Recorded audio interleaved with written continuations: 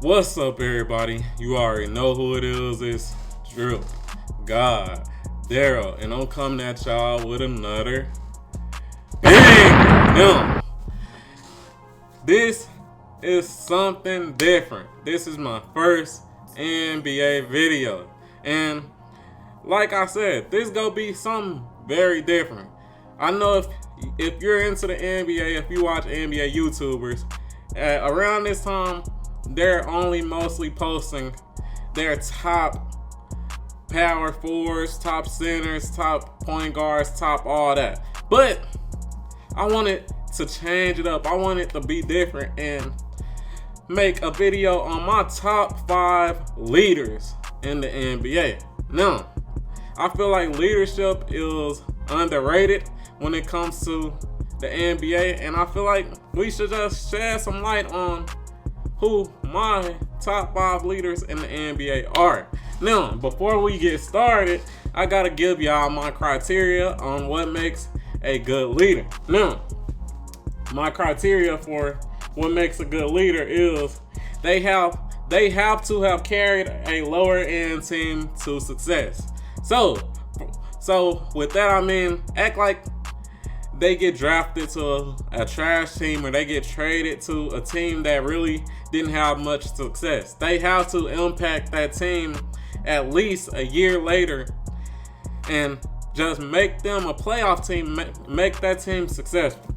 Alright, number 2, they have to instantly improve that team. Like I said before, they gotta make that team better in a year or less. So, number 3, even with interchanging coaches or interchanging teammates, it shouldn't affect their success or their team's success. Number 4, they have to be visibly able to show their impact on and off the court. So, for example, act like a player get injured. If their team turns to shit, then that means that player must have been very damn good, very damn impactful, must have been a good leader. Now, with that being said, let's get to this list. Alright. Oh yeah, and one more thing. This is the leaders of 2020. This is not the leaders of all time. Just so y'all know. But anyways, let's get to it. Number 1. It should be easy for all you guys to guess. His resume speaks for itself. And that is LeBron James. Now, let's just go through all the accolades. He's been MVP. You already know he has plenty of accolades. We don't really need to, get too deep into it. But let's go through my criteria. Has he carried a lower end team to success? Yes. We all remember that Cavs team when Kevin Love and Kyrie got injured. That was a lower end team. They were trash. They barely had anybody on that team, and he still carried them to the finals. And I think got at least 2 games off Golden State. And then let's not forget about those trash teams before he came back to Cleveland. Delonte West, come on, bro. He's been carrying trash teams. Let's go through the second one. Has he instantly improved the teams while joining? Yes! I'm a Lakers fan. As soon as this man went to the Lakers, they were way better. If you're a Lakers fan, you remember them horrible seasons we had before he came, man. It was miserable. As a Lakers fan, you was miserable. But look at last year. Just won a championship. I know AD was part of that, but still, that shows his impact. Soon as he goes to a team, they become a championship team. It becomes championship or bust. So simple as that. He instantly improves the team. All right. Does interchanging coaches and players affect him? No, not really. Not really at all. Think about it. He traded during that one Cavs season. He traded like damn near most of his team, and they still, like I said, made it to the finals. He's had different coaches. He's been on 3 different teams, but it doesn't affect his success or the team's success. And is it visible that when he's on or off the court, things change? Yes, man. Yes, obviously. When LeBron was on the Lakers 2 years ago or 3 years ago, y'all tell me, when he was on the Lakers and he got injured. Before he got injured, they were the 4th seed. As soon as he got injured, they were trash. Let's just say that. So, with all that said, number 1, LeBron James. I shouldn't even have to explain that much into it, but yeah, LeBron James. Number 2. I want y'all to guess who y'all think it is. I'm gonna give y'all like 5 seconds. 1, 2, 3, 4, 5. The second best leader in 2020 in the NBA is Jimmy Butler for me. Now, I feel like his resume speaks for itself too. This man has been on, I think, 4 different teams. And for the most part, most of the teams he went to have gotten better. When he went to Minnesota, they were trash. They were not making the playoffs before he went to Minnesota. They hadn't made the playoffs in like 30 years. Soon as he make it to playoffs, they instantly become a playoff team. All right. Soon as he went to Philly, they were 1 game, 1 shot actually away from being in the NBA Finals. And you guys see, as soon as he left, we all like, I'm gonna just keep it real, man. Philly be tricking us. We all think, man, Philly has a chance. Philly has a chance every year. But since he left, they haven't had a chance. Yeah, like they haven't had a chance at all. They've been getting their ass whooped. Don't get me wrong, Philly's still a good team, but they've been getting their ass whooped. Then let's just bring it to last year. Let's be real. Last year when he went to Miami, we all underrated them. We all thought they weren't gonna make it to the finals or anything like that. Because, think about it. Most of the Eastern Conference teams are way better than Miami. Like when you look at their roster, we can at least name like 4 different teams that have a better roster than Miami, that had a better roster than Miami last year. I'm gonna name them out for y'all. Let's get to it. Toronto had a better roster to me. That's in my opinion.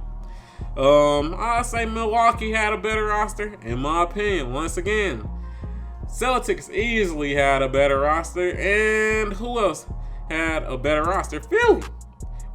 From what I see, it was at least like 4 different teams that had a better roster than Miami. But as we all see, he led that team past all them and made it to the finals. So with that, I feel like his resume speaks for itself. And then with interchanging coaches and all that, he's been on 3 different teams. That's 3 different coaches. Still done made it work. Still done made his teams better. So yeah. At number 2, we have Jimmy Butler. All right, number 3, we have. I'm gonna give y'all 5 seconds to guess. 1, 2, 3, 4, 5. And with that, number 3, I have Kyle Lowry. Now, y'all might be like, what? Kyle Lowry? I don't know why, but I feel like Kyle Lowry gets shitted on for no reason. People try to downplay him for no reason and things like that. But this man is honestly a very good leader. And the reason I say that is because of his resume. Now, as y'all know, Kyle Lowry got traded to the Toronto Raptors.